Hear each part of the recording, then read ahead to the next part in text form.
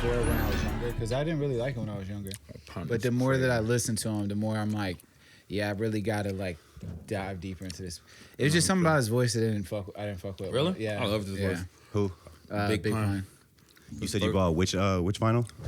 The first one, Capital Punishment. Big Pun. Yeah.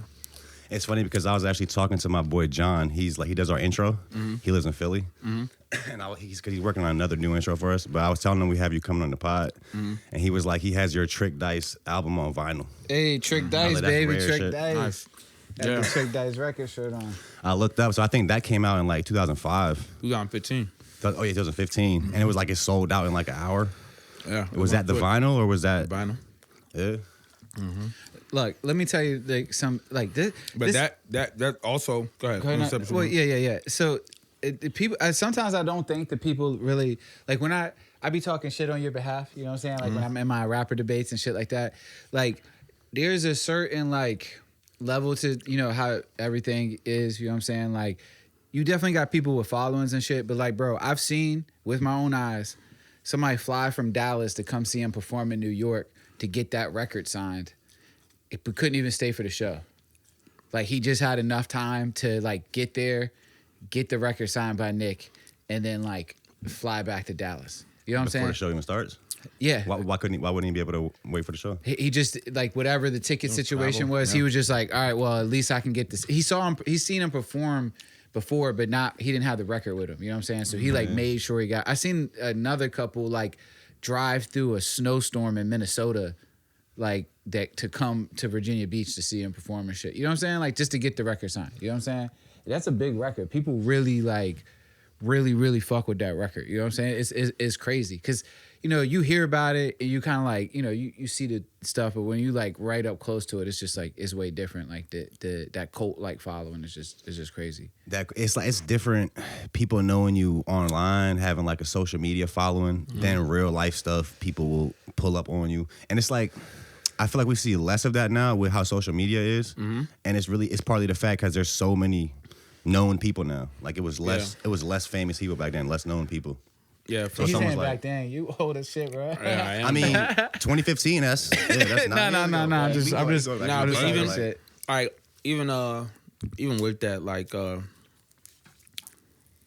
that project was a special one, especially because of who I did it with too. You know what I'm saying? Like Lil Ugly Man, like you bring like two people together who like kind of like live in the realm that we live in creatively. I just think it just adds for like a good. It's like the perfect marriage. You know what I'm saying? Over like rhymes and beats. You know what I'm saying? That people could get with. I was trying to explain to somebody like the mystery of Ugly Man, like how like the mystery is what keeps people intrigued. You know what I'm saying? And You good? You got an ashtray right there too. Like it's hard to explain. Like it's like how do you even maintain that mystery in like this time and space with social media and cameras and everything? Because it's crazy. Yeah, I mean it's gonna like you can do what you want, like especially like him. He can do what he wants. You know what I'm saying? So if he don't want to hop online and engage, you don't got to. His fans are still gonna be there. I feel the same way. Like like I spent a lot of time away. You know what I mean? But we right back engaged. You know what I'm saying? Like, so. Yeah, that mystery can get lost with being so visible. Like, they say that about actors. Like, when Will Smith started being on social media very heavily, it was like, when you start seeing them in everyday life on social media, it's hard to envision them in that role when you see them in the movie. Yeah. So that's why they always tell actors not to really be on social media. But also, I do think you can continue to have the mystery. I think it's about just being yourself and, like, evolving and trying new things. You're like the Undertaker. Like, a lot. What do you mean by that? He just like he maintained that mystery of like the Undertaker. Like who is he really? Like what I'm saying? He's like this like mystical kind of being, but he's still like evolved. He has all these different phases of Undertaker where he kept like pushing it to the next level and the next level. You know what I'm saying? Like where the mystery still stayed there, but like it didn't like stray far of his like character. Yeah. You know what I'm saying? And I would even say like even when he did like his talking pieces, he never like overdid it. You know what I'm saying? Like whenever he do his like talking shit to the camera, overdid it. So yeah, I can kind of see that. Yeah. And also another thing is people will go up for like one thing and they'll just get locked into that. They'll be scared to try different things. Like people know me for food reviews. I got to keep doing food reviews. Then eventually you just overdo it. And then you can't, you know what I'm saying, it gets old. Yeah. You touching on, I'm good. You touching on like kind of going away from social media. I kind of wanted to start there if we could. You have, I think your first post on Instagram right now is from like July 23. I want to read some of this. You said, I've been away from. To hear what this is. You said, I've been away from social media for years now, half a decade. And just attempting to write this post, I instantly became self-conscious about all my life decisions and plans moving forward. Man, I guess that's just the nature of the beast. Next part said, but my excitement for what's to come far outweighs the anxiety and butterflies I currently tussle with. I've been gone, but I haven't been inactive. In fact, I've been more active than ever. And soon I'll share more about my journeys and the things I've learned. But a lot has changed. What was that boy was penning it though. That boy was like a poet with it. What was the idea with leaving social media? What brought you back? And maybe you can just touch on just longevity. You see a lot of people blow up right now, come and leave. Why I left social media.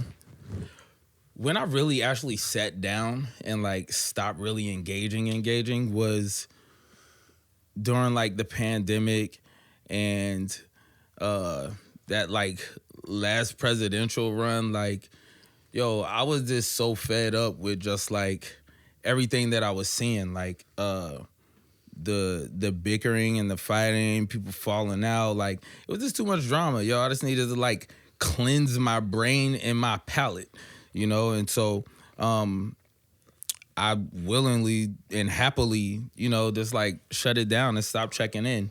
I didn't make some like big declaration to everybody to say I'm not doing this, like you do with the smoking, you know what I'm saying? But I just did it. I just stopped, you know, engaging. And I did it for so long, and it became so easy that now trying to be active on social media again and remembering to check it and post it and check my messages and all of that, like, it's work. It's hard to do. Like, I got hundreds of messages online that it's just like, every time I go to look at them, it's just like daunting. I was just like, I'll do it tomorrow. So that's interesting. So it wasn't even for like creative reasons. It was like the world was just it was just like I was just kind of like done with it. You know what I'm saying? It just felt like better for me at the time. You know what I'm saying? To just not engage. It just felt better for me. Do you think it's because you had strong opinions about it, or you just wanted to disconnect completely? I had my opinions. I felt like there's like brainwashing going on. There's so much misinformation going on. And then like I'm seeing certain stuff, and then people regurgitating these points. Like, they actually know what they're talking about, but they're just like literally regurgitating captions, you know, like, and speak. Yeah, it was just annoying, yo. Yeah. I was good with it. And, you know, I was also seeing like I said, just in my actual personal life, people like arguing and fighting over these different points and views. And I found myself doing it and all of that. And I was just like, yo, I'm good, man. I just want to make some music. And so I got off and I made music. Well, I guess what got you back on social media, and do you even think being online is like necessary for you and the type of fan base you have? So what got me back on social media is putting out music. It's all I really use it for. It's my platform. You know what I'm saying? Like, that's why I should be checking my messages more. But it's my platform. It's just for music, and I know that like that's the best way to reach my fans. But also I do want to say this, like, it is like, because I'm managing them, and we also own a record label together, right? So like I'm working with them hands on, like this part of it, like the checking the messages and being consistent part, he does struggle with. But I will say, you do love the parts where like you get your fans quote lyrics. That's your favorite thing ever. If somebody quotes a Nick F, like that's his thing. Like if he can get a lyric quote, he's like, that's his thing. But he loves like when his fans are like talking about his music. So like you do see some type of benefit besides like the fact that like it's just a platform. Like you actually get to like have like those like conversations and you know really see who's fucking with you and stuff like that too, right? And it fuels the fire. You know what I'm saying? Like it puts that battery in my back. You know, even just like in boosting my confidence and what I'm putting out there, and you know, because I put a lot into the music, like personally. So, you know, you put it out, you want people to rock with it. So like, even it's funny. I was talking to niggas be asking me like, yo, how you still like get butterflies before you drop a project? You know what I'm saying? Like you got mad albums. But at the same time, it's just like, yo, I want people to rock with it. You know what I'm saying? It means something to you. Yeah, and it means something. So like, yeah, seeing that engagement and the interaction and like people like holding on to the lyrics and like actually listening to what I'm saying and trying to understand what I'm talking about and where I'm coming from, it means a lot, because that expression is just like how I kind of like deal with life. Like I still have yet to talk to a therapist, and I kept saying I was gonna do this, you know what I'm saying, for some time. But like the past year I've been saying, yo, I'm gonna find a therapist and try therapy out. Not that I got a bunch of issues, but just literally just to talk, just to try it. Like I've never tried it, right? But I do it through the music though, and I kind of always I use that to kind of like self-analyze and self-assess, you know. And so when people can feel me and fuck with what I'm saying and understand where I'm coming from, it does mean something. Yeah, I feel like if you're an artist, like a writer, you pretty much you taught yourself the skill that most like normal people will learn from a therapist, which is how to express yourself. If you think about it, a lot of people really just don't know how to express themselves. Yeah, that's actually like a skill you got to cultivate. So when you're, like you said, you're self-analyzing, you're actually writing right now. He preaching right now, yeah. Like but yeah. So I think artists maybe they kind of know they have those tools. Yeah, I mean? That's a fact. And to be able to like look at yourself objectively and be honest, right? Because that's where like a lot of it comes in, like where you analyze yourself and look like, because what we all kind of like are the common denominator between most people are the points where we're weak. You know, like whether it's you fall weak to your vices or you have certain insecurities or whatever it is. And so if you can find like what it is that's really making you tick and you can question yourself, why did I just do that? Why did I just say that? Why did I react this way? And you get that understanding, it'll lead you to a truth, you know what I'm saying, that you might be able to use to communicate with other people and that people can resonate with. And so in my writing process, it's a lot of looking internally, you know? Yeah, I've thought about that before too. Like we grow up and we listen to these artists, right? And a lot of times they're older than us. Like we'll be in middle school, high school listening to people like 20s, whatever, 25. And as a kid, like they're literally like teaching you like about yourself and how to look at life, how to question what's going on, like how to express feelings that you're feeling as a kid, but you haven't figured out how to say them yet, how to put them in words. So I think that's why we like look up to these artists. But then also, it's like you get older. Like I know I got to a certain age, and you kind of stop looking up to artists because now you're like that adult. You realize everybody's figuring it out human for yourself. Yeah, you realize everybody's human. You know what I'm saying? We're just going through the same shit. You know what I'm saying? But you should add a little bit to that. Like, all right, you have people that you could look up to and get to a certain level. Like, do that same for like the generation below you. You know what I'm saying? Like, so that those next people coming up, make sure you extend that energy or get some type of form of that to the youth as well. You know what I'm saying? Like, and the people coming up. You know what I'm saying? Because that's how we build. Like, if you didn't have anybody to look up to, you might have been like a real horrible person. You know what I'm saying? And done horrible things because there's no motivation or there's no standard or model to build yourself off of. Guardrails. Like, definitely don't do this. Yeah. You know what I'm saying? Like, yeah. And that's why it is like, as much as I'm a very big person on like, I think anything goes with music. Whatever the fuck you want to do, go ahead and do it. Doesn't mean that people are going to appreciate it, right? But, you got to be very careful with like what you consume in general. You know what I'm saying? Because like you said, there were artists that we listened to, even like very like raw artists like Eminem, right? Who said crazy things, especially when we were younger, right? And he dropped a new album this year. It's a white boy summer. Yeah.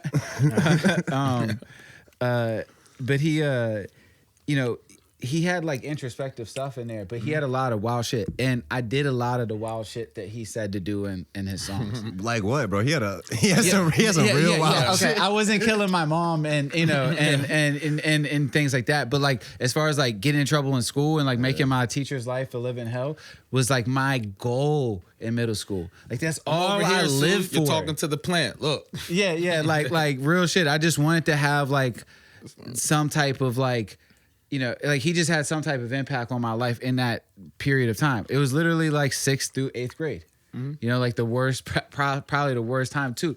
So not saying that like to put blame on Eminem or something. I'm just saying like as much as you say there's good things too, there's also like out there like those like negative things that can come out of it. You know? Yeah, there's bad influences out there. Yeah. And we see a lot of that. You know what I'm saying? We see people mimicking, you know, the bad things too, as much as, you know, not as, I don't want to say as much as, but you know, when it does happen, it stands out a little bit more, I guess. Bro, I always say hip hop to me is like the rawest form of independent journalism. Absolutely. You know what I mean? Yeah. I don't know. Any thoughts on that? Nah, I agree 100%. That's what drew me in when I was young, right? Like, so I was a military brat. Moved around a lot. I used to live down here in Hampton. I used to live off of Fort Monroe. Really? Mm-hmm. Yeah, first comic book store I ever went to was Bender's down there off Mallory.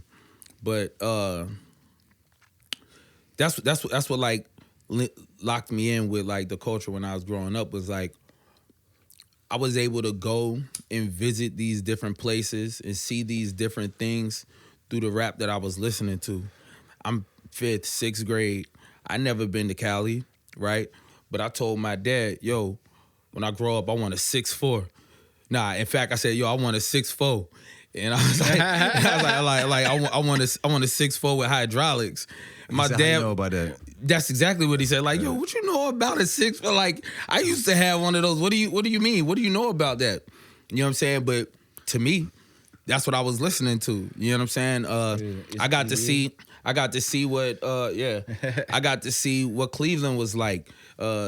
East 1999 Eternal, right? Like I got to, you know, smell the pissy hallways and elevators of New York, saw the rats, you know what I'm saying? Saw it all through the music. And so this was at a time where we didn't have these devices in our hand, you know what I'm saying? Where I couldn't just go online and see, you know, videos and documentaries and all this stuff about all these different places. It was the music that showed me. You feel what I'm saying? It was the books that I read or the magazines that I got, but that's how I traveled the world.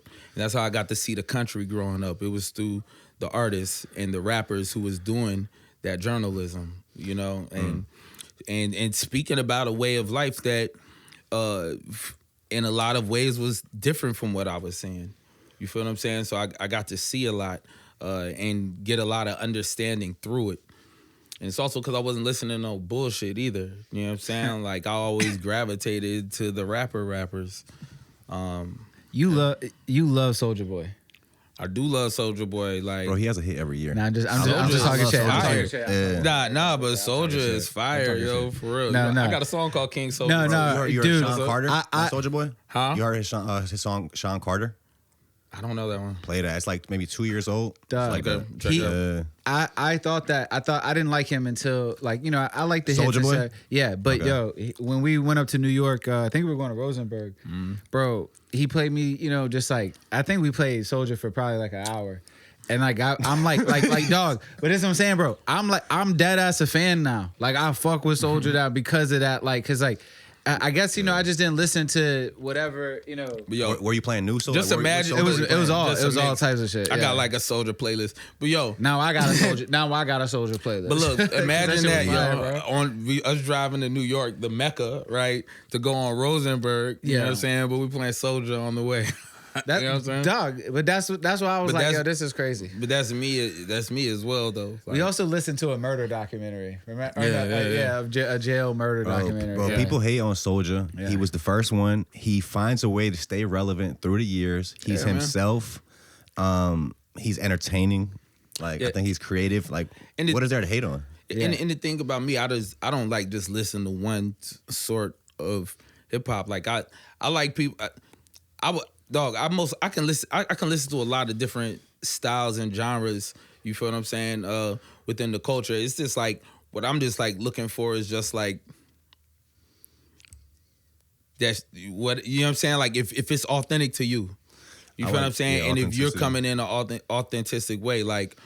We know like Soulja might not be doing all the shit that he be saying he be doing, but like there's a certain mindset in his head, and but Soulja believe everything he's saying. No, I mean, and that's what matters. He might. He had an environment when they broke in his house. Yeah, Soulja lit. Like he's really Soulja really Soulja's really lit. But I'm just saying like I like people that like For real, I like delusional people. Like, I love like a good delusional rapper. Yo, who is that crazy good. rapper you let me listen to? No, we gotta keep that. That's all right. So I listen to a lot of like really, really underground stuff, man. And like, so all right, man, I'm gonna give it away, man. But nah. That's like, so there's certain stuff that I listen to for me. Yeah, you feel what I'm saying? Like, you one of those people that go to the restaurant. Y'all ever seen the meme? It's like, and then somebody asks you what restaurant you went to. He's like, nah, but it's like a personal vibe. Like, I can't really No, he is. Yo. He's like, you wouldn't even be hungry if I didn't post this pic today. Yeah, like, I listen to very niche rap. Yeah. And like I said, and I hate that I even have to say, nah, I ain't gonna speak on it, right? No. Let them know who you are, bro. Like, let them know who you are. It's all good. Yeah, because it's like I don't. People not gonna appreciate it. You know what I'm saying? Like, and they're not gonna sound like Kanye. They don't sound nothing like Kanye. You know what I'm saying? They ain't gonna appreciate it. But it's a person that I listen to. I'll just say it don't matter, yo. So his name. When I first heard of this rapper, he went by the Holocaust. Okay. Right? And he was like a Wu-Tang affiliate. He has many names though. He also goes by War Cloud, Dr. Killgrave. it's like a lot of murder in his He's rap fire names. though. Yeah, he's different. That's the thing though. Like, it is different, but it is fire, bro. Like not every song I like was like crazy, but like yo, he has some joints and I'm like, yo, this is just like it's just like art in a really raw form. Yeah, it's really avant-garde. Yeah, bro. And what's he going by now? I'm not even sure, yo. Right, am I right? This is also the guy that had the joint about the ant, right? Is it the ant? Nah. That's Killer Priest. Killer Priest, yeah. Killer Priest. I rock with Killer Priest too. Yeah. But yeah, the thing I like about War Cloud is that like it's just a lot of great imagery in his music, and like the way he writes, it's like a twisted cartoon from like decades ago, and you know it's really like literature. Like it's hard to explain. It's like it's very acquired. Just listen, let's do this. Do a review on it. Go listen to it. Yeah. Like see what you think. Yeah. Do a review because it's like I said, it's just a raw form of hip hop. Like, and it's honestly, I'm gonna be real. That's the things that I really like to hear sometimes because I'm like, where can it be taken to? Like, you know what I'm saying? Like, you don't really know like where hip hop or music in general can be taken to unless you really like keep pushing those boundaries and stuff like that. And that's one thing I fuck with you about is like, bro, when you rap, your imagery is crazy, bro. It's like, and sometimes, especially with the punchlines, like where you can like see the shit as it's being rapped. You know what I'm saying? Like it's really cool to be in that experience and be like, okay, like I'm going through this, but I feel like you said, it's like documenting a space and time. You know what I'm saying? So it becomes like timeless. Like like for instance, like when there's like Illmatic, right? Like you can kind of get a sense of what it's like to be a black male in New York in 1990s, like early 1990s, like going, like riding the subway and like dealing with city life and like being in the projects, and like you go through that experience, you're like, damn, like I felt like I went through something with him. And then, you go to Good Kid, Mad City, and you have like the same thing, but it's a black kid in LA. You know what I'm saying? And then and I felt like that when you did yes, for me, yes, Trifling.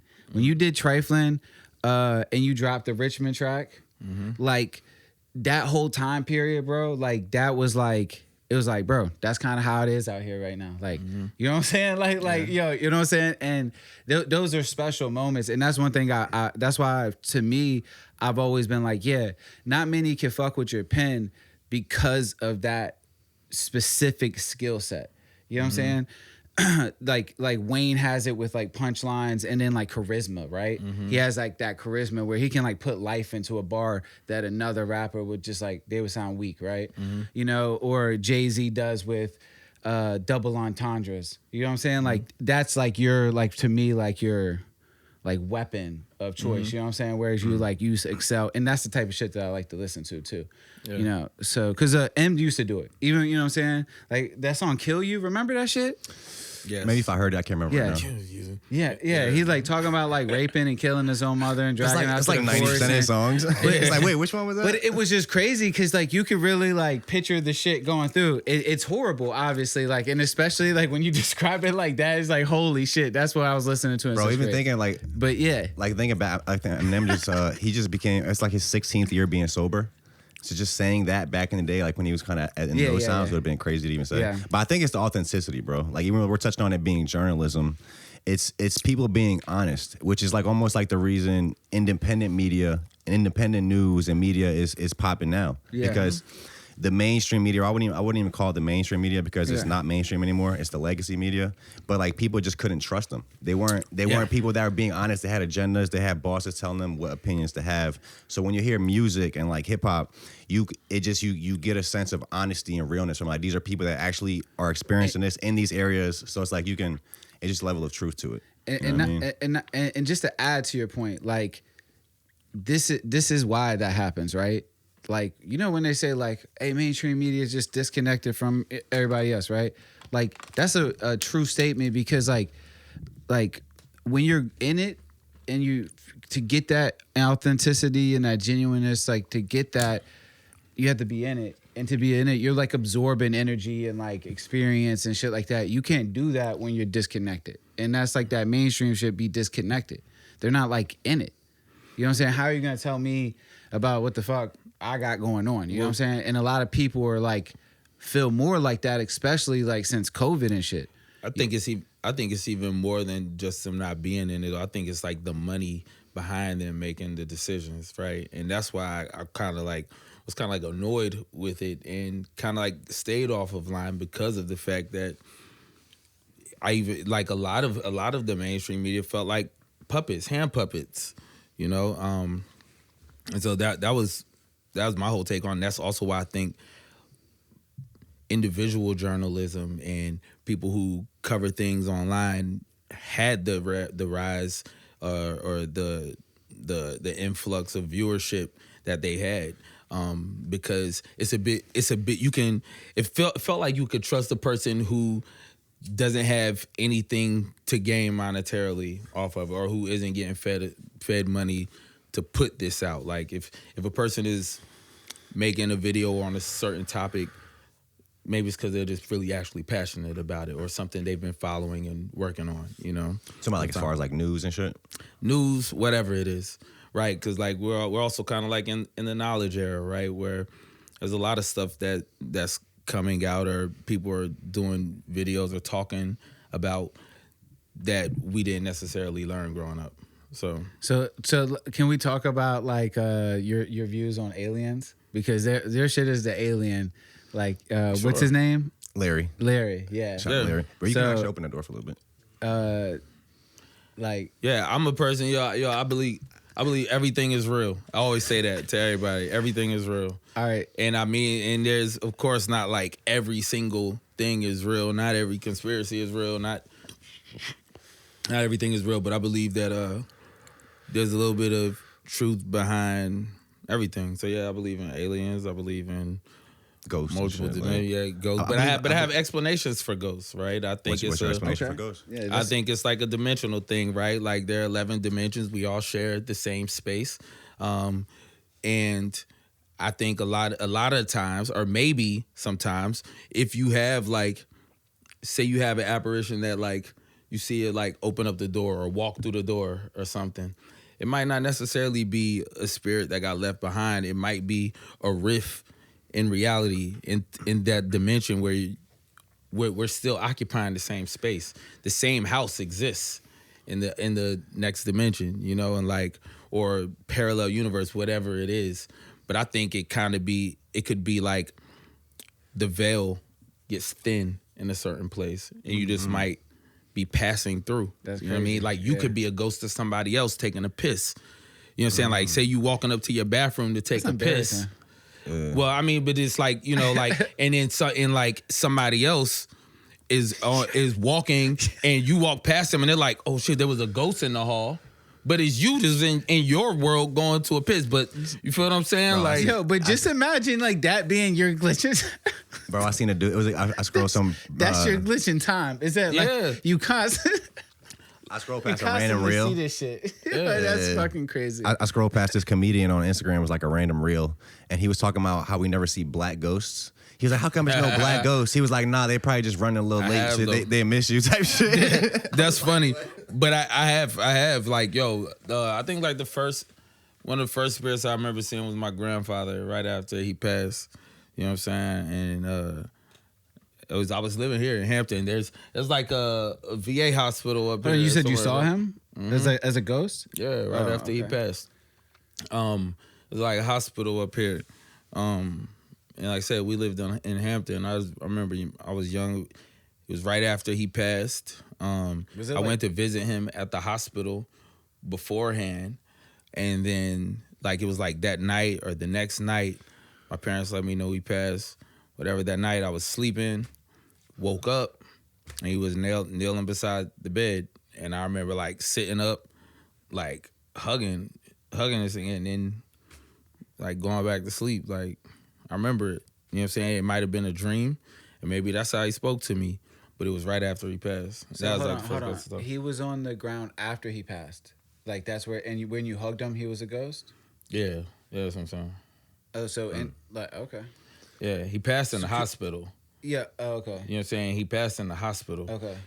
That night, you know what I'm saying, or the next night or whatever it was, I was asleep in my bed and I woke up. Okay, got you. Okay. Yeah, and he was there. You know what I'm saying, by my bed and whatnot.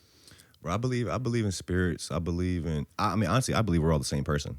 I think we're all just different pieces of the universe. We're like one universe. Expressions of the one consciousness. Experiencing that's crazy. Life. The most mind-blowing shit I heard recently, it was like we're actually like they say we're all made of stardust. We're all made of the same shit the whole universe is made of, right? Mm-hmm. So there was like God created us or the universe created us literally to be able to experience itself. Life. Yes, exactly. I believe that. We're all individual expressions of the same consciousness, which can explain some things. Why you have certain sorts of connections with certain people. So I didn't even know you were from Hampton. Like, do you rep Hampton like that? No, like, I'm not from Hampton. When'd you go to Richmond? I'm not from Hampton. I'm a military brat. Okay. So I spent time here. I was born on the West Coast, Portland, Oregon. I lived in Berlin, Germany. I lived here. I lived in Charlottesville. I lived in Beckley, West Virginia, and I lived in Richmond. I moved like every 2 to 3 years. You went to high school with like Randy Moss? Not Randy Moss. Nah. You saw him play? I said the wrestler. Yeah. Nah. You're not that old. You're not that old. Yeah, my bad. Yeah, nah. When I was in middle school, and I was in West Virginia, Randy Moss and Jason Williams, who's the basketball player, White Chocolate, yeah. They were on the same basketball team, and I guess it was like a tournament or whatever. I went to it with my pops and whatnot, because he is a recruiter, and so he kind of like followed sports. He was cool and whatnot. And I just remember like this is what this is well before Randy Moss became the football player. I always told people like, yo, this nigga was nasty in basketball too. He was nice. Yeah, he was nice. That's crazy. He was a star, and I just remember. Was anybody on the other team dope as well? Yeah. Okay, word. Yeah. But I just remember Jason Williams throwing this man a oop from half court. Like they were dusting the other team, but it was just like he came up half court and just threw this oop from half court, and this Randy just comes flying through the air, catches it crazy, like, you know what I'm saying? Yam didn't like. Yeah, and then like I said, was then he he goes tall on like he is like in real life in high school. Yeah, he was killing them. Then he goes on to be arguably the best receiver ever. Yeah. He's in the top three. He had to the me. viral catch right when it was like the one hand joint. Was that what he was? He had like the. There's a lot of people, but I think you're thinking about like Odell. Yeah. One. So I think you're. I think I'm thinking of Marshawn Lynch. Yeah, I get you. Actually, I didn't realize how tall basketball players were. So I went to one NBA game and I seen them in person. Yeah. And you can't really even tell, kind of, because they're all the same size, But when you see the ref next to them, it's like, hold on, wait, no, this shit is different. And then when you realize that the ref is taller than average too, like the ref is tall, like. So we touching on the Trick Dice album that sold out in an hour. I guess is that where the name Trick Dice was birthed? Like, what's up with the label now? I think it's like a recent development. Yeah, I mean, and also how did you guys meet? Yeah, so when coming up with the name for the label, we threw a bunch of things out there, right? And then eventually it got to a point where we were trying to look back at my catalog and like, all right, so what do we have here? You know what I'm saying? That could work, looking at different song names or different things as themes, things that meant something. And we had like a list on the whiteboard as well of like things that we were kind of working. You know what I'm saying? Yeah. I think we may have been up to like 6, 7 names at that point. Things that like, we was fucking with. You know what I'm saying? There were some good names. Some Richmond theme joints, all that. You know what I'm saying? So, when was, I guess, the idea? When did the idea for the label start? What was the year? Like, when was the time you were coming up with this name? I think it started with 9 Panel, to be real. That's like the yeah. It started with 9 Panel Media. Yeah. And then it kind of like morphed into what it is now. And I just think it's like what it is. It's like having a united flag, you know what I'm saying, to move and stand behind, right? So we want to do things in a professional way and run things in a proper way. Like, one thing about me, I always feel like, I haven't got to like maximize my potential or maximize what I could get out of a project. I feel like I've put out great projects, I've made great songs, but I haven't got to capitalize on the potential there because I was doing everything myself. You know what I'm saying? Like putting albums out without any plan or without any like structure or any money. You said it best in that song. What Lies Beneath. He's like, some shit I just can't put off. You know what I'm saying? Like you just can't put off. You know what I'm saying? Like, he had things that like he was like the music, all that shit was easy for easy taken care of. But like when it came down to like organizing it and building like out a structure, for real, it's not even that he couldn't do it. It's like he doesn't need to do it. Like there's a way to like really build it out with, what I'm saying, like where he can just focus on like essentially like producing the product, right? You know what I'm saying? Like we're that's like what we're putting our faith in. It's like, yo, your ability to make music is incredible. You have a great fan base. You have a lot of potential to even grow this even further. You know what I'm saying? Like, but you got to do like X, Y, Z. And, like we linked up with Eddie. Oh, my bad. Eddie. And we linked up with Bobby. And we, we formed Trick Dice. You know what I'm saying? And I mean, it's really built off of like the faith of like Nick's creative like ability to like lead the way, more or less. Mm-hmm. You know what I'm saying? Yeah. I think it's also tricky because, especially in music, because the game is actually changing. So like your strategy has to evolve. Like we spoke on it before, but it's like it's different if you have a restaurant or something like it's like an industry that's more that doesn't change. So you don't really have to do too much. But in rap or in music, you have to evolve how you drop shit. Like you can't just make shit in a bubble and just put it out without like looking at the landscape. You got to study the landscape, study what's going on, and sometimes that can I feel like fuck up your creative process if you start thinking about that too much. Yeah, one thing I've been telling myself ever since I started putting out music is like, remember to just have fun, because like it goes back to that, that obsessive nature that I have that might cause me to be anxious, overthinking everything that I'm doing, every post, every line in every song, and instead of like worrying about it when I put it out, it's just like, yo, just remember you doing this shit because you love it. You don't have to do this. I don't have to, but I want to. And like the main thing for me, especially with this label, is to like get all this music out. I've been recording music for years and I got tons of music to release. Crazy Much shit. Yeah. music, and it's good music. But I want it to come out the right way. I wanted to get its proper due.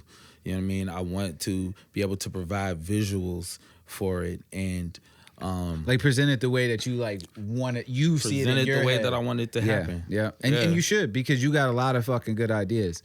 And like to real shit, like we came back from New York, bro. He played music and it took us 7 hours to get home. For 6 of those hours, I'm playing Soulja Boy.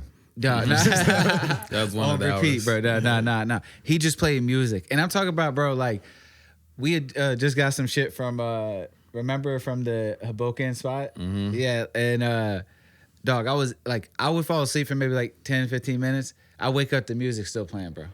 Like it's just going. It's just song after song after song and verse after verse, and like it's not all like like 100% complete shit, you know what I'm saying? But it's just like, but I mean, there's a lot of it that is, and I mean, there's some shit on there that's just like I won't even. I'm not gonna say. It's like my audio. It's like my audio. It's like my audio. It's like an audio notebook. Like I've done a lot of recording, a lot of song making, tons of beats, like throughout all that time. Like, and that's what I did when I went offline. Like I had so much more time to just create, right? Like when I'm not caught in the scroll, I'm caught sampling, chopping, and you were traveling too, banging on this too, right? You know what I'm saying? Like, yo, you know what I'm saying? Yeah. We don't.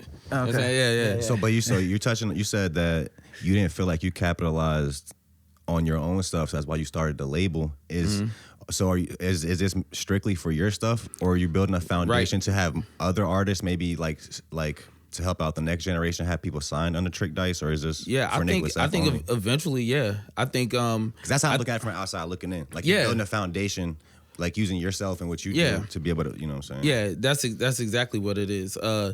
And I'm always trying not to put the cart in front of the horse, right? But what do you mean by that? Like get ahead of myself. Okay. You know what I'm saying? Yeah. But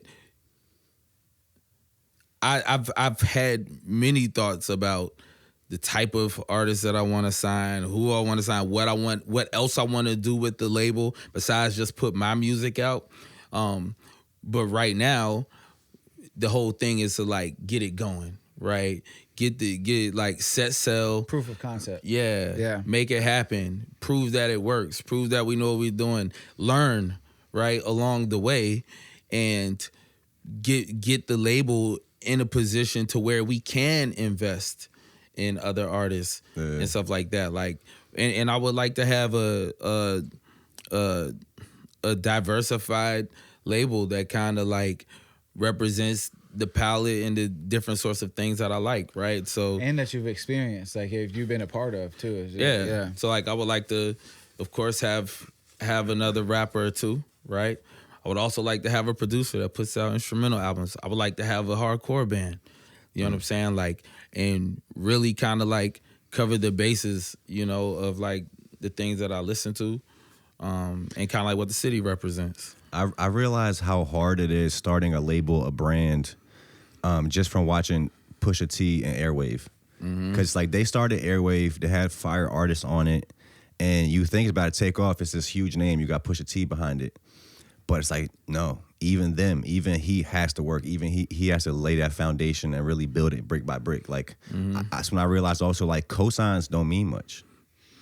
Like you have to cultivate your own fan base, and you have to cultivate the actual skill. And that's so like might have cut you off. Like also they say great marketing, like a cosign is like marketing, right? Yeah. Great marketing is only as good as a product. So if you have a shitty product, great marketing is just people finding out that your product is shitty quicker, and then you're done. No, 100%. That's why music. That's why the actual recording, and with me, the music comes first.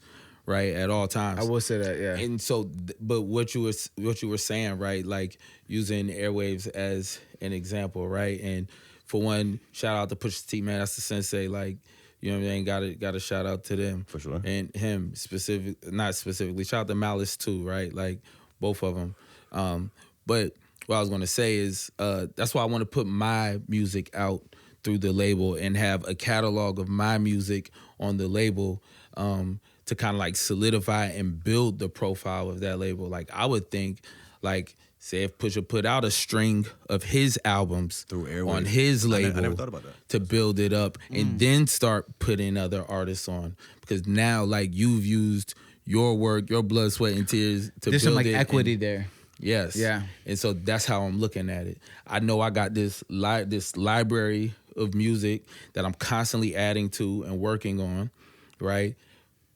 I can put out records quickly, right? That's kind of what I want to do. I want to increase my volume of releases, and then, you know, use that to build the profile of the label, and then find the artists, you know what I'm saying, that will complement it, or that we're willing to invest in. I think less artists would have helped too. Like if I can't remember. Airwave would have had less artists. Just right off the gate, you know what I'm saying? Just because it's like you gotta like you said, build something. You know what I'm saying? Like first. So I think just like having less bandwidth. You know what I'm saying? I never actually thought about that. Yeah. Push was actually dropping his own stuff under there too. That would have made a lot of sense. Yo, we had always wanted more Pusha albums. You know what I'm saying? Who didn't?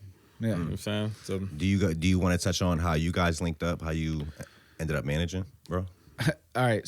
I mean, I've told, you know, part of this story before, but like when I was in like high school ish, I think he was on BT Freestyle Friday, and he like won every week, but like while he was doing that shit. What is that? Also, I don't even know what that is. BET used to have this segment called Freestyle Friday where they would have rap battles, and like you would rap. It's out of New York. Yeah, it's out of New York on you know what I'm saying, like it's on 106 in Park. Yeah, right? and it was 106 in Park, and it was like a countdown, right? They played all the music videos.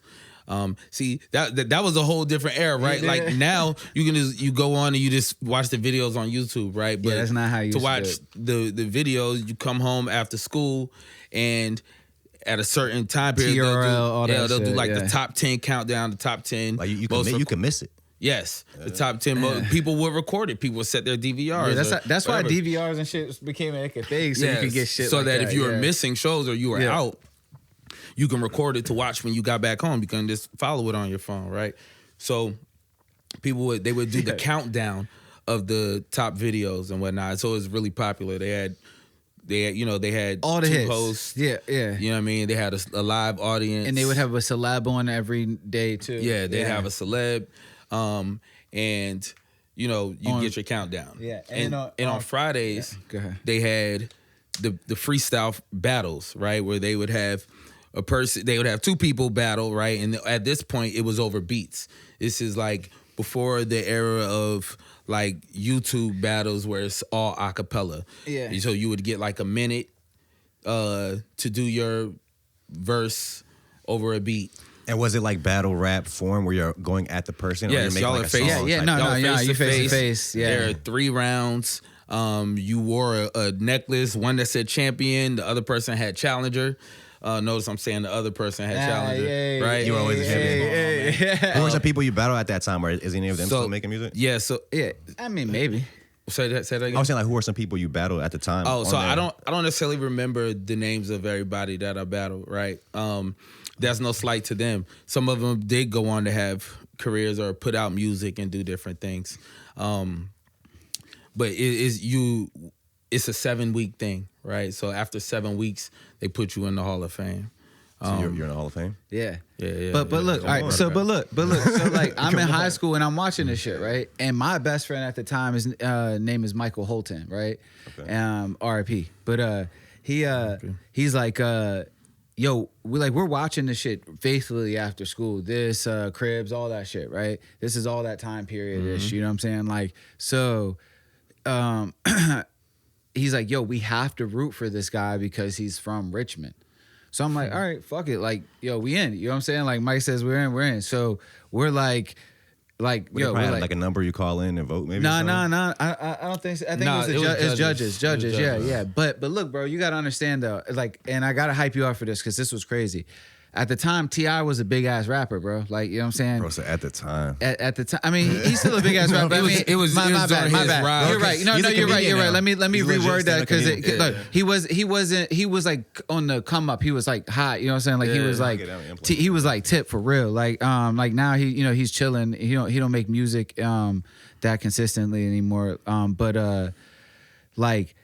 He had a line in there, like, so Tip's one of the judges, like T.I. is one of the judges, and for that week in particular, for that week, and he put in the Big Things Poppin' line, bro. Like, we was at home going crazy, bro. Like, that's what I'm saying. So I've been a fan like that. What was the line? So I can't remember how it started. It was So like I said, T.I. was hosting. He had the song out at the time. It was Big Things Poppin'. And so T.I. was right here. I just impromptu to start or something real quick. I said, yo, I'm going to leave this man flopping. Oh, you want a tip? Well, duck when them big things popping. Bro. And he said it to Tip, though. He said it to Tip. Yeah. Like, that's what I'm saying, bro. Yeah, it was like legendary, bro. It was super fire. That was off the top. Yeah. So like I went I went from that, right? And there's other people like that in the city. Lil Nicky, you know what I'm saying? Cole, like Cole, like she was in, around that time period too, where she was like winning the freestyle battles. They used to be able to call in on, was it 92, right? Yeah. I think it was 92. I think it was 92. Might have been 106, but yeah, but in battle, and she was like a teenage girl, and she was killing like adult males and everything, and she would win them. She kept winning. She won a lot of them. I don't know if she went, what the rules are with that, but it was like there's some like real influential people. So I saw that, and then I end up making music, right? And I came up with a dude named Octavian, and Octavian used to work on Nick with throwing a lot of events. You know Octavian X? Okay, yeah, it's all good. So then I got reintroduced, right? This is like, cause like him on BET is pre-internet for real. You know what I'm saying? Like, I'm not saying like it didn't exist, but like it just, we wasn't on it like that. When I got to college, that's when like motherfuckers was really using social media to leverage music. You know what I'm saying? In like 2007, that's 2008. when all companies, all industries were using. So like you got also back in the day, just side note, social media was like, and internet was like a kid thing. The president didn't have a Twitter. The president didn't have social media. Companies didn't have social medias, but the money is really what became the thing that made everybody get on it. It's like, damn, this is where people are. This is where I need to advertise. This is where I need to. This is where I can be influential at. Yeah. Yep. And so, like, I got reintroduced to him, but like through a different, I guess, lens. Right? We're both rapping, so. But at the time, this is like when the blog era started really like popping off too for him, and he started getting on like a lot of websites. He was getting a lot of shows, building with a lot of people, and he was really kind of like starting like aggressive content era, you know what I'm saying, shit like that. So he was starting to get those visuals out there, and when I end up like learning a lot from Octavian and stuff like that. But I end up like starting my own company to throw shows and do things, right? And the first show I ever booked, I booked Nick. I didn't know shit about shit, I just kind of jumped out there, and I think we got a couple people in the building, but yeah, we totally were like out of our depths. And I remember because we didn't have enough money to pay the venue and Nick, so I just paid Nick and just like walked out on the venue. And have a nice day, cafe. I'm sorry, man. I'm sorry about that. So that was my, you know what I'm saying, my first experience throwing shows. So, you know, we end up I think we ended up being on like a couple bills together later on, and then time passed, and after I was done like with the rap and stuff, I kind of moved into the creative, you know, director role and started the music shop. And we had What year did the music shop start? As a concept, I think 2020. I think we moved into the building in 2020. My bad, 2021. So somewhere between there. And you guys like stayed in touch, I guess, from that. Yeah, first show? in and out. But it wasn't, you know, like there was times where like, you know what I'm saying, we didn't see eye to eye. You know what I'm saying? Throughout those times, you know what I'm saying. But like there were some great times where like he's pulled up the studio sessions and stuff like that and tried to give me like pushes in the right direction, and you know, all of those things. So you know, we didn't have, like, I wouldn't say we were like necessarily friends, but we were like associates, you know what I'm saying? Like through the Richmond music scene.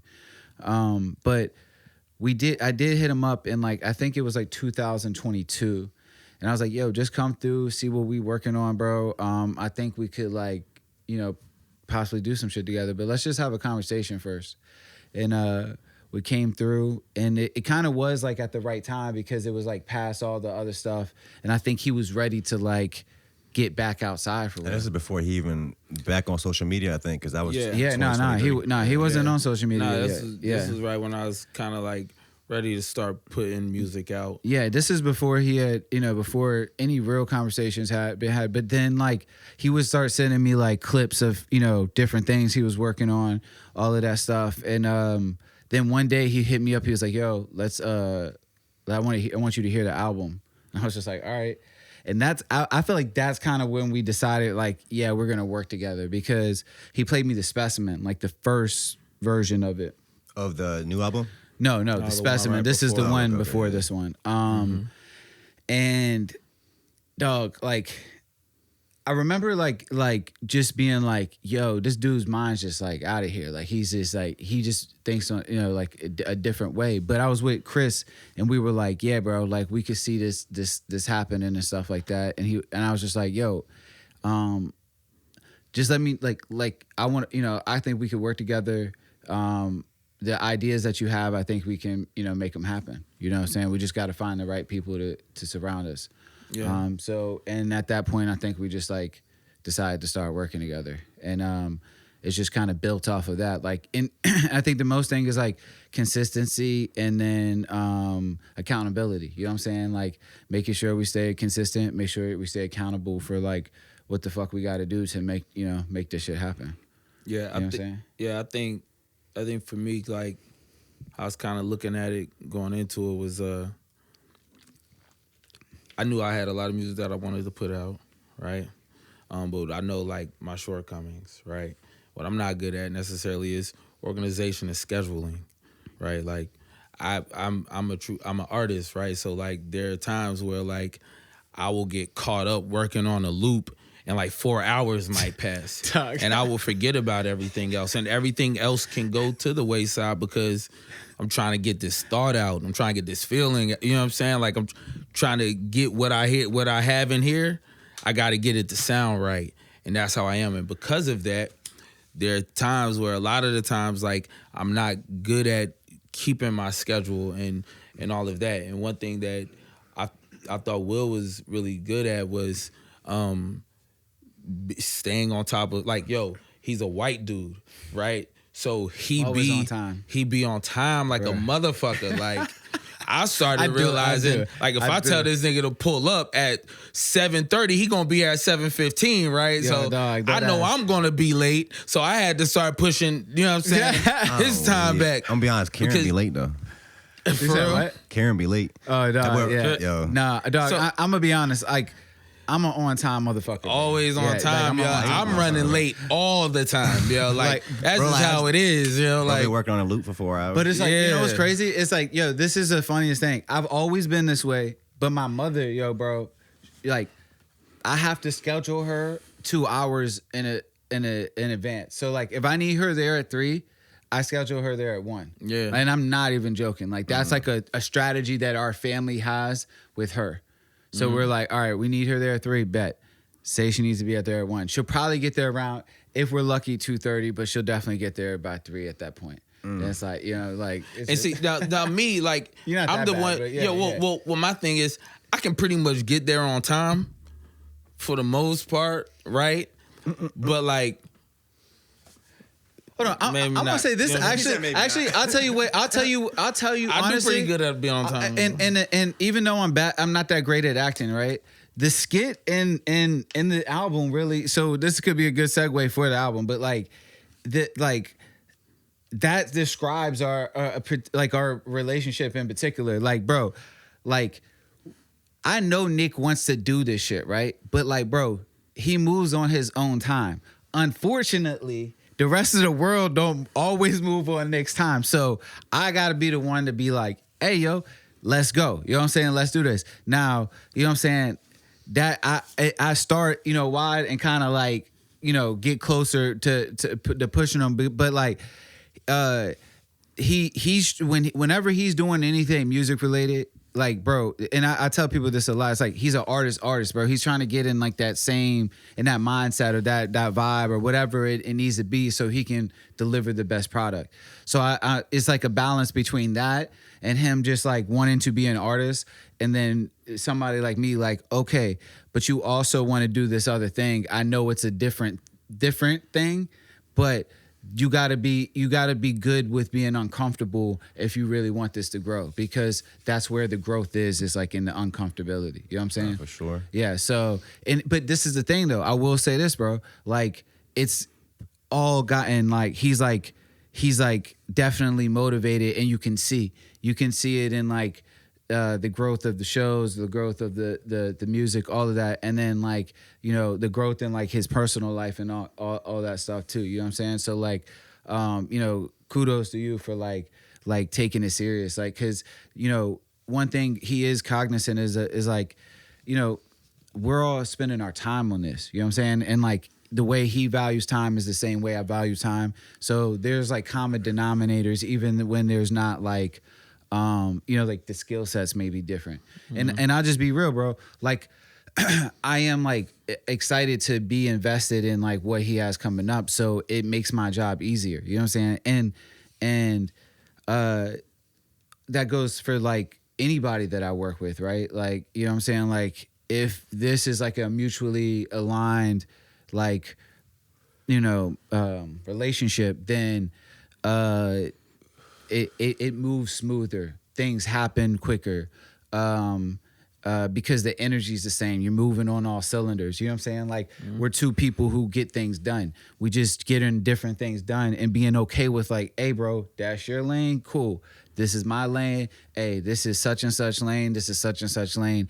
Now we have a machine that can really build behind what we all believe in, which is, you know what I'm saying, which is Nick's craft. You know what I'm saying? So, and not just his craft, because it's really the creativity to me, because I do think that I think there's other things to be discovered outside of him just rapping.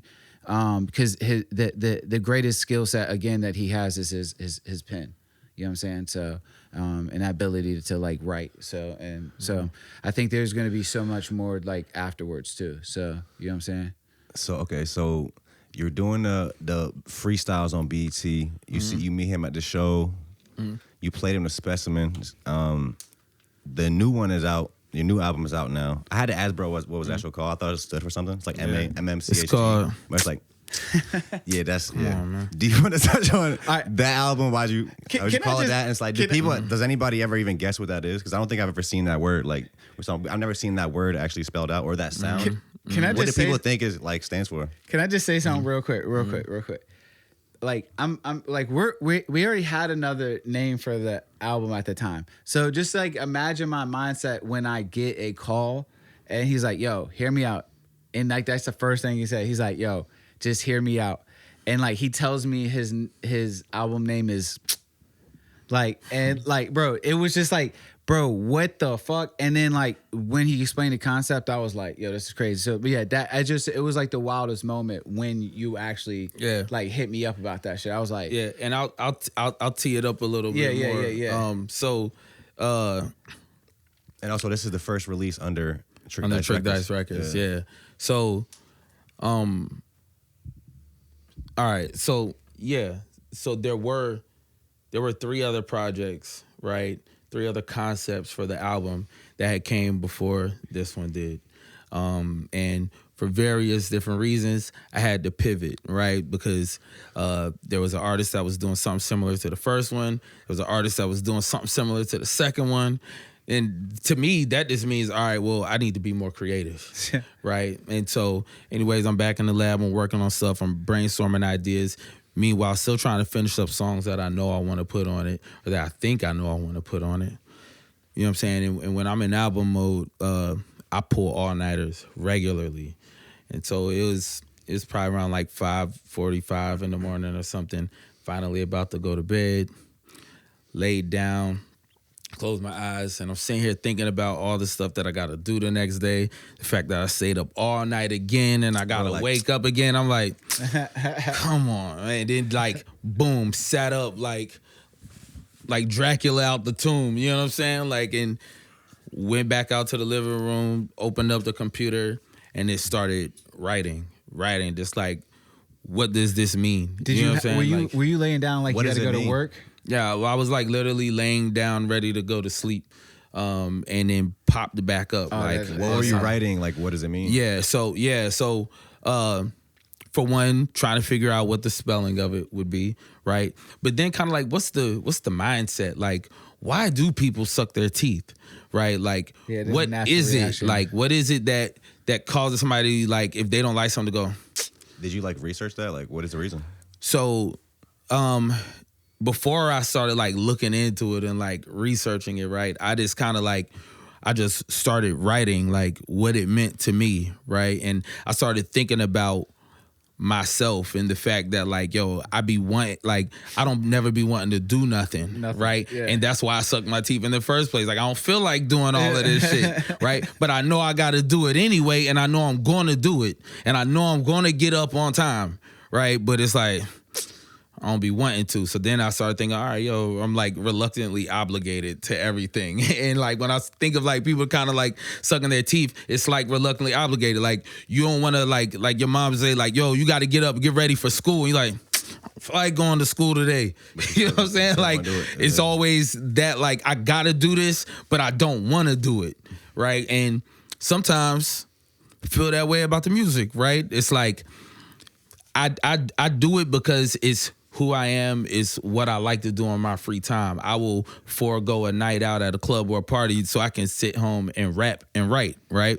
But sometimes what I don't want to do is all the extra shit.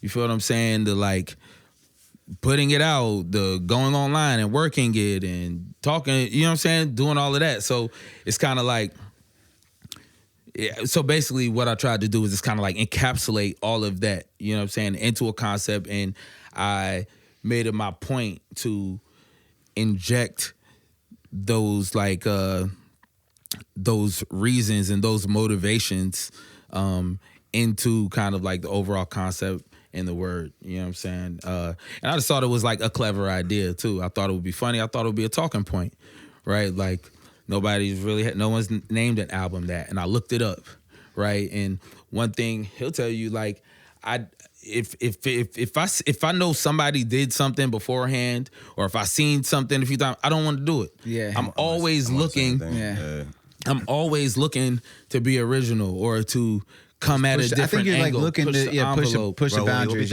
We'll be thinking of a skit, and I'll be like, bro, did somebody do this already? Yeah, that's always the first thing I'll do. Like, look it up. Has somebody deemed it? Have I seen this before? Did I think of this because I saw it before? You know what I'm saying? I'm like, all right, well, I need to think harder. And that's always my mindset. And especially when I realized that, damn, this concept and that concept, the first two concepts I had, people already had. I'm like, yo, I'm not thinking hard enough. You know what I'm saying? I'm not pushing the envelope hard enough. Like I gotta, and then I'm thinking about it. Yo, we don't have funding. We don't have a lot of money. I'm not on a major label, right? So my currency is going to be a novelty of idea, right? And how creative it is, how I can get people talking about it on their own, right? Without me having to force it on them, or without having backing from a label to put money towards it so that people are forced to like it. You have to be more efficient. You have to be more efficient. You have to be more well thought out. You have to be more deliberate and intentional. Bro. And so that's always my approach and how I'm looking at it. Because if you're doing anything from a DIY standpoint, if you're doing this on your own, you got to figure out the best way to be captivating, to be striking, to get people's attention, to get people talking. And so I'm always looking for that, and I'm always thinking about that. Like, how can I do something with no money to get a whole bunch of attention and, get people talking? I mean, even having all the money in the world, like we going back to great marketing, you need a great product.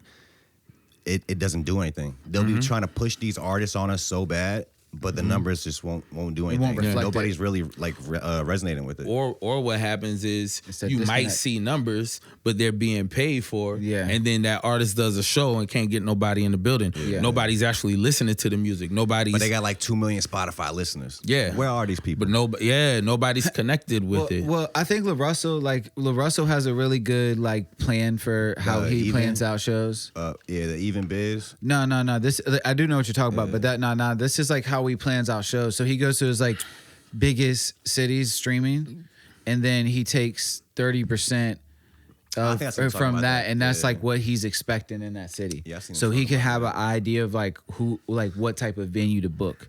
And so it's if it just say 30% of whatever is 100, he's like, all right, cool, I need to book somewhere between 100 150 person venue. I forgot who was telling us this, but they were like, that's why big artists don't come to Virginia, because a lot of artists don't actually have big streaming here, and they don't want to come out here and do a small show. It's not worth it for them, so they just skip past us. And then the bigger artists, they don't come to Richmond because there's no place to do it for real. We don't have any big arenas and stuff like that. What do we got out here? I think the biggest is the Hampton Coliseum. Coliseum. I got that outdoor. We used to have the Richmond Coliseum size venues. Yeah. I'd say me. I like the smaller and mid-size venues. I love it crunched in. I love it hot and sweaty. It's big intimate pause, like that. It feels like more personal. Yeah, I've always liked those shows. I've rocked bigger shows, and have rocked some big crowds in some big venues. What's the biggest show you did? Biggest crowd? I don't even know the numbers. Yeah. I mean, it's not nothing crazy 10,000 or nothing like. Well, it's not nothing crazy like that. But I've done a couple thousand. You know what I'm saying? That's not on all me though. You know what I'm saying? That's it might be a bigger national act. Or I remember I performed out here, one of these colleges out here. Not sure if it was ODU or one of the other ones. We had a pretty big show. Big Sean came through, and a few other people. And that was a pretty big show. I don't even think that was a couple thousand. What year was that? I'm not sure. This was a while ago. This is the blog era. So the album, that's out. I know you did a couple of videos off. I think you did a video for the Spin Round joint and the Tectonics. I think that's actually my favorite song up there, Tectonics. I was listening to the album today. Bro said, I think I'm the only dude that ain't blow off my Drake features. Yeah. I don't know if you want to touch on that. I know because I've been doing I've been doing more research on you kind of leading up to this, because I heard the AM to PM joint when I was in 10th grade. So at that point, I think it might already been out for a few years. I didn't know I wasn't tapped into the scene at all. I didn't know you were from Richmond. That's just a song I was just rocking with at the time. Fast forward, I figure out who you are, what all that. So that's crazy. How do you look at that right now? Because I also did see a video of you on YouTube talking about it maybe 8 years ago. It was a part 1 and 2 video of you in the car, and you were just talking about the perception people might have of you speaking on certain things, this, that. But then so now you mentioned them on your new album, so it feels like you're embracing it in a different way. I know he commented like on your post recently. Like, Yeah. how do you look at that right now? So how I look at it now, it's just like part of my story. Like one thing I didn't like talking about certain things like in the past because of the way certain things played out, right? Like there was a Complex article I did long time ago at the start of his career, really. And, you know, there ended up being some information that I didn't really intend to come out, right? And just kind of like the way I felt like I got played by the interviewer, right? And so one reason, that's part of the reason why I didn't like talking on it, but also just because of the perception, like where I didn't want to be looked at as sour or a hater or whatever. And it's so easy for things to get misconstrued because a lot of the times people are trying to get that moment, right? Where they want a moment. They want to see me. Yeah. And so, you know, but I'm more mature now, right? And I'm also, I know who I am, right? And I know what I've built and established over the years.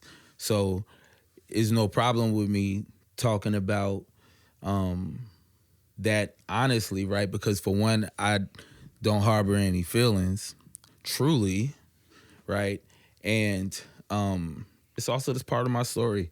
It's embracing who I am, and there's still a lot that I don't and haven't spoke on, you know what I'm saying? And who knows if because you know what? There's a conversation that I always wanted to have directly with him. You feel what I'm saying? And we haven't got to have that conversation. So you guys hadn't, I guess, talked before he dropped that comment. What do you say? Forever my idol?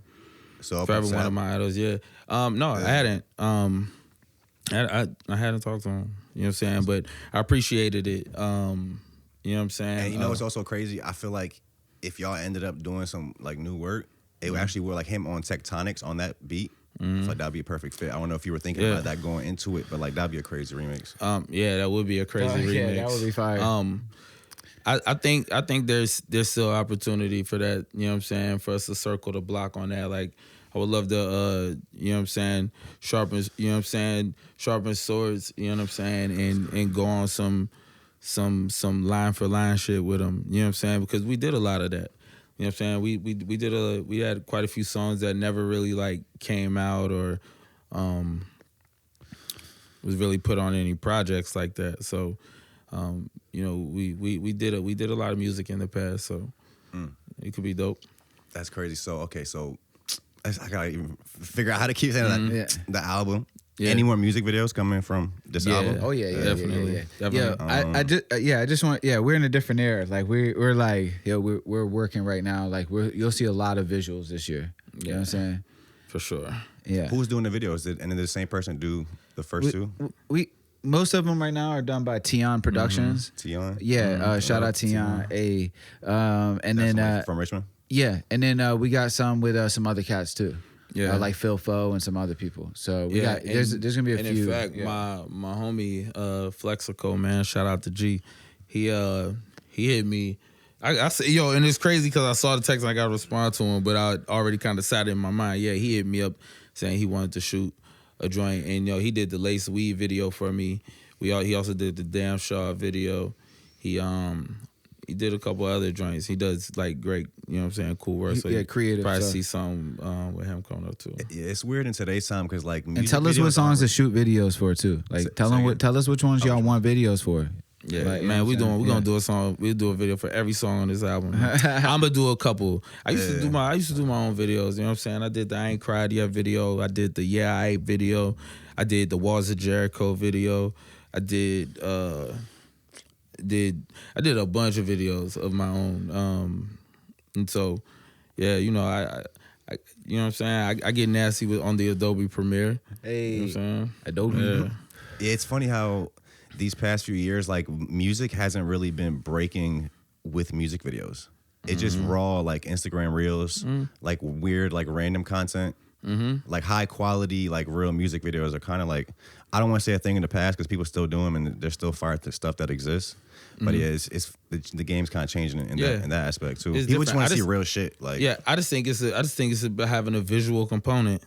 You know what I'm saying? With the music, I just think we're in the era where people like video, people like to watch. You know, and so streaming. It doesn't have to be crazy and over the top.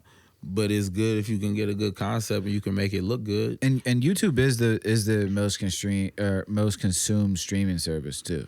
YouTube. So, yeah, I think I'm pretty sure it's like more consumed than like any streaming service, like including TV. Definitely has a monopoly on fucking like like on mad the people. They're like killing Netflix, all of them. You know what I'm saying? That's where I get all my content from mainly. Like I don't watch TV like that. I pay for mad streaming services. Don't ever use them. I'm watching X-Men '97 here and there. I might watch Invincible here and there, but I don't watch Netflix, Prime, like none of that stuff. So Disney what are you Plus, searching on paying for all YouTube of that. though? First off, what are you searching on YouTube? Like right now, you're bored. You're Big chilling booty in here. BBLs. You said what? Big booty BBLs. On YouTube? Track Hawks. Track Hogs? Shit like that. It's like, I don't know what to do with that info. but What is Track I don't know Hawks? what to do with that. It's a car. Okay. I'll follow the Track Hawk. But yeah, okay, so Yeah. okay, so the album is out now. That's the first release on Trick Dice Records. I did want to pivot a little bit because I seen you spoke at the meeting they had in, I think that was in Richmond, right? Yeah. It was for, I actually wrote it down. I wanted to say it right. They're introducing a new bill. Yeah. That it's a program where they're like give creatives in Virginia up to $20,000. I think it's called HB 642. Yeah. I got hip to it through these girls on social media, Keely Keena and Delegate Jackie Glass. And actually, I got hip to it through you. Okay, that's Yeah, fine. yeah, I saw it on so your you actually page. went to the meeting. I forgot actually what was that meeting, and do you think that has any chance of getting passed? How would that help you? Like, and also how is it just having a storefront, the MSQ shop? Because we're trying to have some type of building at some point. I don't know if you can give us any tips or stuff like that. So I found out it from you. So like for real, bro. Like I think this is like something I should probably like talk about more. But like, bro, I'm real receptive to collaboration. Like I feel like when I see people are like actually working, like and have like we can have like the ability to build something. Like I'm like, all right, let's do it. Let's work on something. Let's be productive. You know what I'm saying? Because that's like for me, that's the most important thing. So I saw it. It doesn't even affect me first. I think it just is in the 757, right? But what it does is it shows that the message is more important than like the person, because like like, and I mean like the individual. You know what I'm saying? Like if I say I want these things to happen for creatives and I want to make the change in the industry, like I got to be part of that change, right? So when there's an opportunity to be part of that change, and I think it's legitimate, and I feel like it can set a precedent for like bigger things to come, I'm cool with that. You know what I'm saying? I see it as a great first step towards the creative community kind of being appreciated in the business aspect more, considering that like we're going to a creative forward marketing economy. Like we're talking about virtual reality, talking about, like being on the phone and YouTube and stuff like that. Yo, that's all like us. We do that shit. You know what I'm saying? Like that's our world. People don't really think about how much value art brings to a city. Yeah, like that's what makes you. Well, I'm not even see. We haven't even gotten to that part, right? You know what I'm saying? To like that what it means outside of like just the, like the in your face like visual. You know what I'm saying? Like in just the thought process of how creatives like can innovate businesses and stuff like that. There's so much stuff. So to that point, I was like, all right, cool. I see this thing that I can help, and let me go help. I didn't know I was gonna speak though. I'm gonna be honest. Was there any votes that day? Like, what were they actually doing that day? Were they just like pulling up? It was something coming up. Yeah, the General Assembly had a vote on it. So 'cause I posted a shit, but I didn't really even know what was going on. I just like it. It seemed Well, like, like a nice headline. Yeah, but I went and looked it up. 20,000. Yeah, I went and looked it up. I shared it with Intellect. You know what I'm saying? He had already seen it because Keen is in the 757. So we went out there, and we also went out to an event they had. He went with us to William and Mary, where they had like they had another event. Yeah, they had another event out of William and Mary. So you know what I'm saying? That's where it was, right? William and Mary. I think so. Yeah. Yeah. Oh, that's what that was for? No, that's her company that like put this Was it Creative Nation? I think. No, I think it's VA Creatives for VA, something like that. I believe. You know what I'm saying? I'm not exactly sure.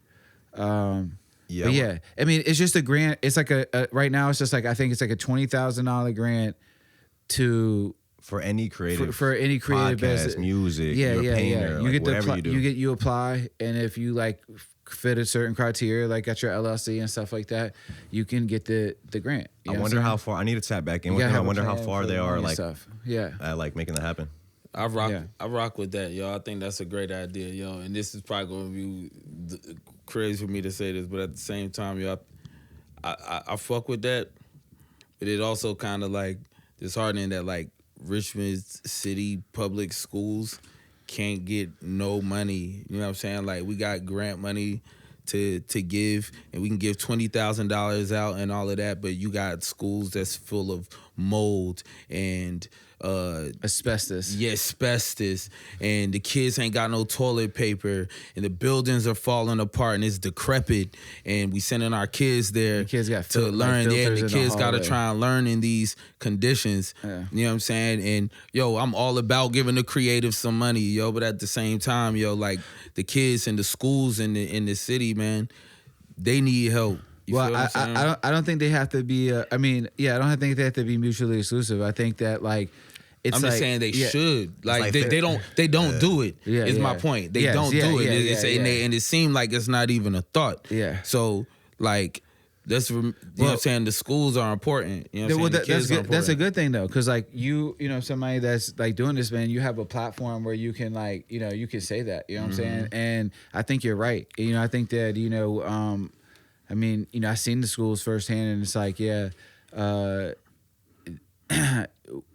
It doesn't make like so. This is how I see society in general, right?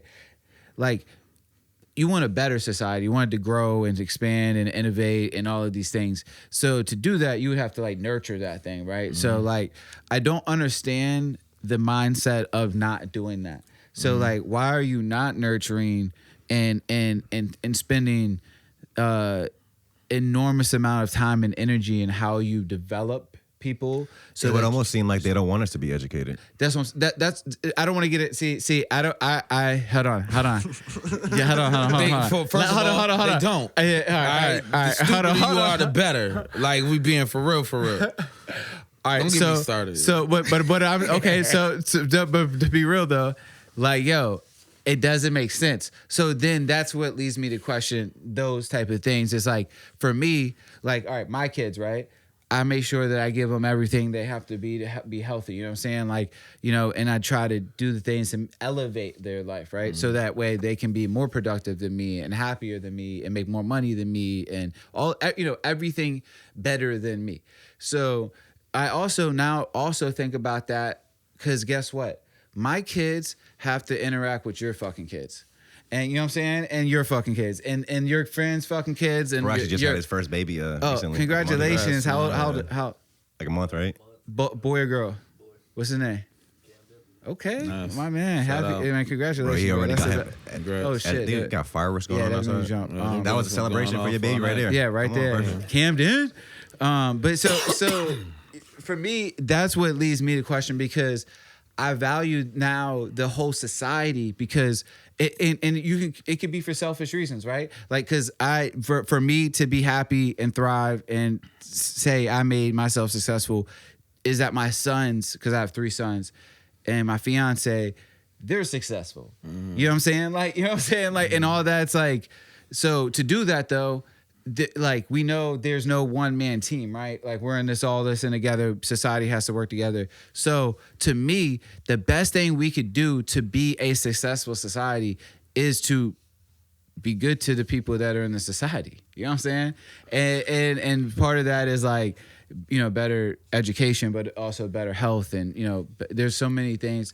And investing in the arts, yeah. right? Like, I'm not trying to say that I'm against it, right? Yeah, yeah. Investing in the arts, like, it's important. Yeah, like, just putting priorities in order. That's why it's good. We have the culture that we have.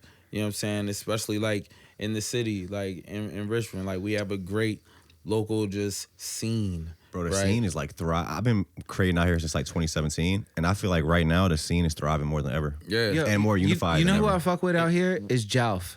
Half cab Jalf. Jalf, I actually knew him since like middle school. Dog, I fuck with and him and we got in a Will, little argument on Twitter the other day. I Amadeus. was trolling him, but it's all love. We good. Yeah. Like I fucks with him and Will. He about to drop soon too, I think. Yeah. You know, part of like what you were saying earlier when you were saying like people don't come tour through here that often because they find that they don't get high streaming numbers here. A lot of the people here listen to local acts, you know what I'm saying? Like I say, like, I would, you know, a lot of people are listening to the people in the city. I say this about Virginia, bro. All right. Look, you know how like a lot of cities have territories and like gangs and different stuff like that. Like, like Virginia's not, I'm not saying like ganged out, but like, bro, we will make it extremely unproductive here if you do not fuck with people from Virginia. Like, you will not get the results you desire in Virginia if you do not fuck with, like, have a base in Virginia. Motherfuckers here. Maybe, but I mean, no. I'm not saying you have to be here. Young I'm not Chris, saying, I don't know how big Young Chris's foundation is in this area, but he's like the biggest artist out of here right now. Because when I found out about him, he was already big. No. All right. More what? But With the younger kids? I'm talking about being like as productive as moving through the infrastructure of Virginia. Is he like doing like a lot of tours in Virginia if he's not? I don't big? know. Yeah. He's probably, And he's the one that him and Push and Kai Infinite just did that Red Bull freestyle. Young Chris? Yeah. Okay, word, yeah. But you know, he's out of here. Yeah, he's fine. But I don't know how tapped in he is with the local scene. Is that the same song that they did before? Is that like the song that they dropped, that Kai dropped I'm not sure. near something Indie Water last year? That's the For first the time Fast and Furious film? I don't think it is. I think that was a different song. All right. Yeah. But no, I get what you're saying. Like, you gotta, the Kai's city, fire. it's hard to times. get the city's love out here. Yeah. You got I feel like you gotta be tapped in, you gotta prove yourself. Yo. Also, even on art and like in cities, I wasn't really aware how, and like we had this girl Christina up here, and she was pretty much explaining to us how we look at these cities like Atlanta, LA, New York, where the art scenes like really exist, and she was like, part of that reason is that the cities are actually funding the art there. They're putting money behind it. That's what's going into it. So we're always thinking as creatives, like, maybe we're not doing something right. Maybe we can do better, which we can. But yeah, I think we leave that part out. It's like the city actually does have to help us in a way if they want this to thrive. Yeah. Nah, I love the idea of it. And you know, part of one thing that really helped our culture thrive is that they finally started, like, venues finally started opening up the doors for hip hop events and hip hop acts. Like, we didn't always have that as an option.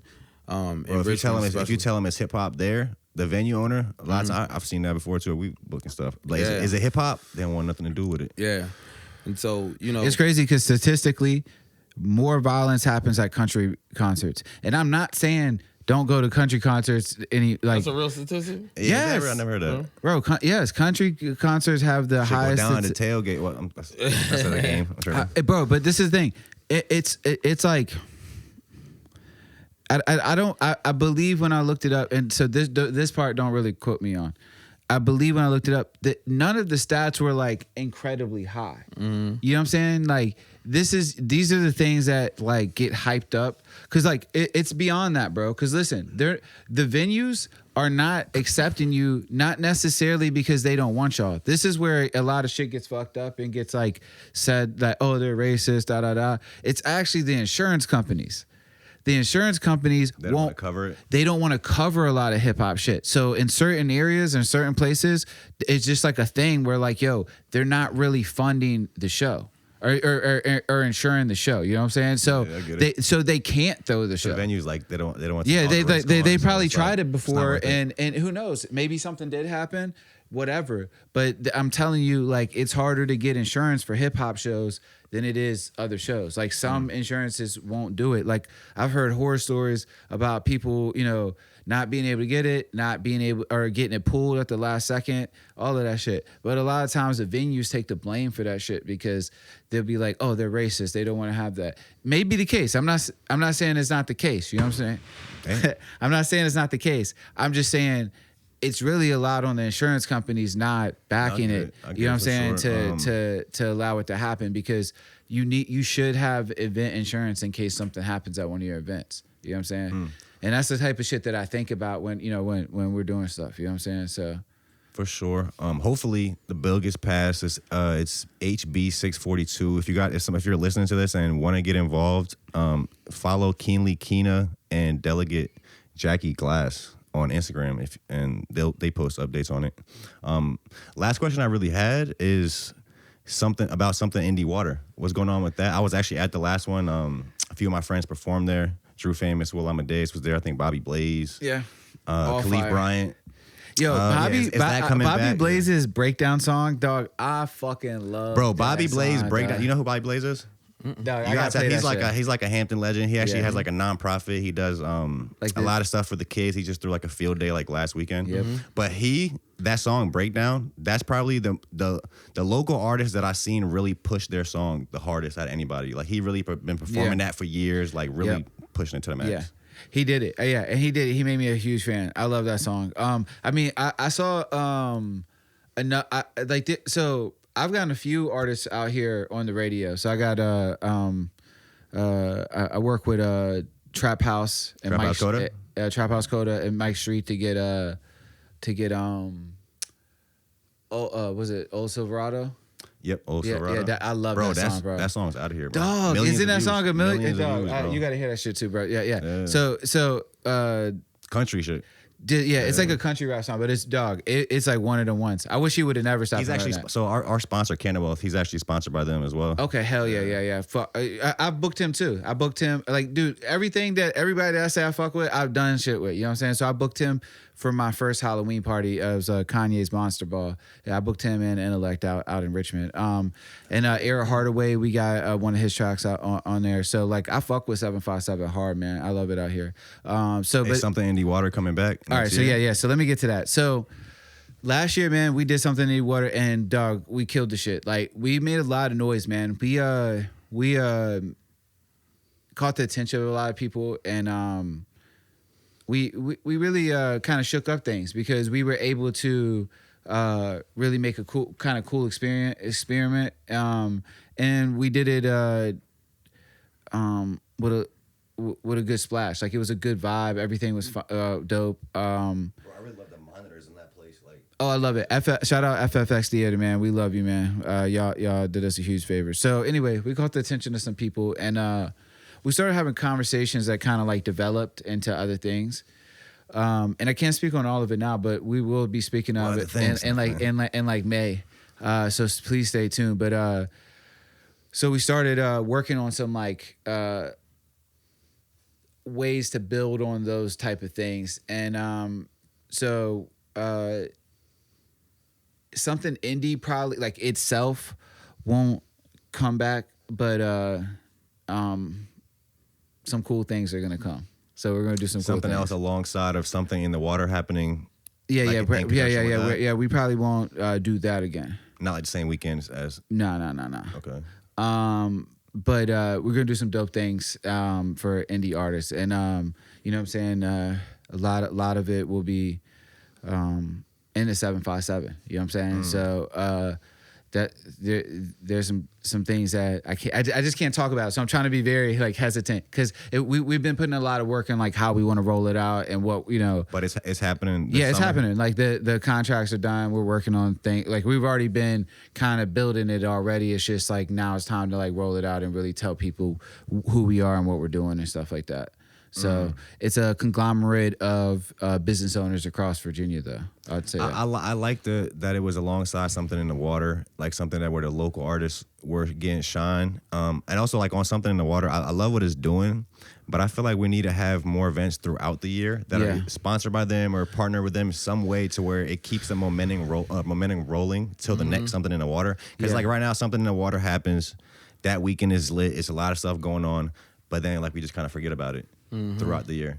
I feel like we can work on that momentum and like keep it going. Yeah. I'm also, glad. I feel like we need to see you at something in the water stage. Yeah, I mean, I was He was supposed on to be the bill on twice. COVID shut it down both times. So Yeah. Hell yeah.